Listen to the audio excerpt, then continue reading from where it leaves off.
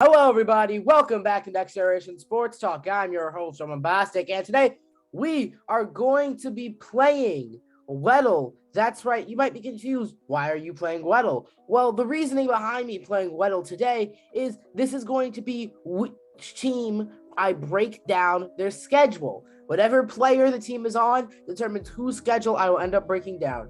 So without further ado, let's begin. I'm going to start with my usual guess. That was quite possibly the worst thing I could have done. Holy. Okay, so whoever this guy is probably not a running back. They're pretty tall. So I'm thinking low number tight end. Low number tight end. I think I'm just going to go tight end to try to see what it is. All right, so it is tight end. And they're tall. Okay, so a tall, younger than 25 tight end. Let's try one from the NFC South. That's the Falcons. Can't be OJ Howard. Oh, who's the guy? Oh, it's the guy from the Panthers, Tommy Tremble. So he's 21. Oh, Tremble's 80. Oh, I'm stupid. There we go. There's our Weddle W right there. And so, yeah, we're going to be breaking down the Falcons schedule. So, without further ado, let's get into that.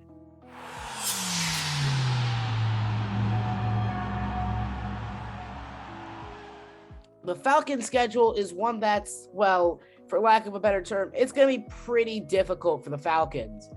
Let's start it off with week 1. In week 1, the Falcons will be facing the Saints. And in this game, I have the Falcons taking an L in the opener, 24-14, simply because, well, this team's too young.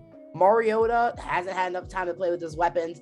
Drake London hasn't had enough time to play with Mariota. Who knows who the starter's even going to be? And let's be real, the Saints are just a better team. I have the Saints taking the W here, 24-14.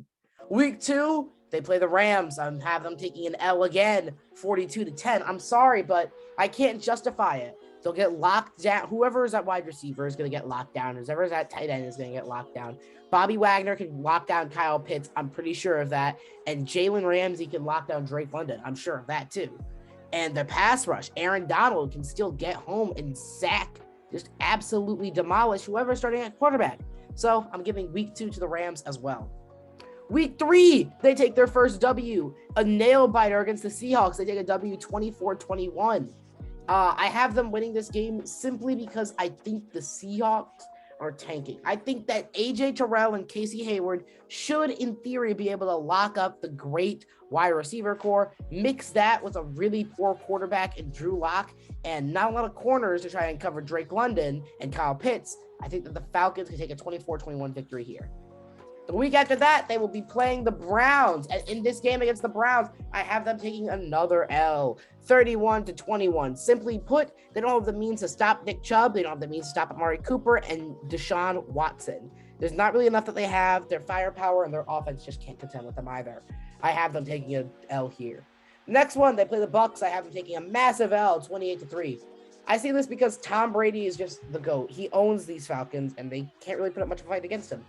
The offense that the Falcons is going to be running is just not good enough to stand up to this Bucs defense. An elite defense, 2 good corners, a great D-line, pretty good safeties, Winfield, one of them. Yeah, 28-3 loss right there. Wonder where we've seen that one before. Week 6, they're going to take an L to the 49ers.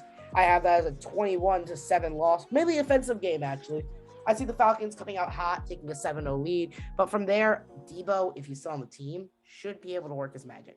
Trey Lance should have time to actually, feel where he's going, get a rhythm for things by this point in the season. And I don't really see it going any other way for the Falcons. Week 7, they're taking another L as they lose to Bengals 31-7. Yeah, harsh game. The reason why I have them losing, though, is because I just don't think they have any clear head-to-head advantages. Running back, Bengals. Quarterback, Bengals. Wide receiver, Bengals. Tight end is their only advantage. Offensive line, Bengals. Surprisingly. Defense, Bengals. It's just not really a competition. Week 8, they'll be playing the Carolina Panthers. And I have them actually taking a W here, 38-35. Sam Darnold, not it. DJ Moore can get locked down by A.J. Terrell any day. Whoever their wide receiver 2 is, I think that's still Robbie Anderson, can get locked down by Casey Hayward. I don't think they really have anyone to cover those 2 big bodies. So I have the Panthers actually winning this one. But they're back to their ways. They take as they play against the Chargers, and they take a 42-17 L. The Chargers are just better in every way, like no contest. Offensive line, check. Running back, check. Wide receiver, check. Tight end, not check, but you got my point. Defense, check. Yeah, it's going to be an ugly game against that Chargers team. In Week 10, a rematch with the Panthers, I have them taking an L, 28-21. I simply have them taking this loss because I don't think that the Panthers are going to lose twice to this Falcons team. They're decently matched, but I can see them getting the sweep if they play very well. However, they are going to bounce back, taking on the Bears in Week 11 and taking the W there, 28-17. The Bears are a weak team at this point of the season. I expect them to be tanking. I expect them to be, quote-unquote, giving up on this season and just to kind of resign to fate at this point in time. Week 12, I have them playing the Commanders, and they'll take an L, 34-31. I think this game will be a close one, but the Commanders will edge this one out by sheer willpower. Better defense, arguable on the quarterback side of things. Better wide receiver for the Commanders, worse tight end for the Commanders. It's a pretty back and forth battle, but I still have the Commanders taking it. Next, they play the Steelers, 17-14 L for the Falcons. I think the reason the Falcons take an L here is simply because the Steelers are just going to play heavy defense. I think it's going to be a defensive game. Steelers went on a walk-off field goal. Week 14, they hit a bye week, and then they go to play the Saints again. I have them taking an unfortunate L again. Their third in a row to the Saints, 21-7. I think they'll be able to bounce back. I think they'll be able to, put up a bit more defense, only by 3, but still a bit more. But I think that they'll be able to hold the Saints a bit better. But at this point, I think the Saints will be pushing for the playoffs and will be able to absolutely throttle through these taking Falcons, 21-7. Week 16, same reasoning that I had for the Saints. They'll be playing the Ravens, and I think that they'll lose 42-17. The Ravens are probably making a huge playoff push at this point, and the Falcons just aren't. They're kind of tanking. If they can't win anything, there's no real point. Week 17, they play the Cardinals. I have them taking a 27-14 L. I really don't think that they can do much against this Cardinals team. Again, same reasons I've listed off. They're just not a very good team. But who knows? The Cardinals have been a team who have lost teams such as the Lions because of last year.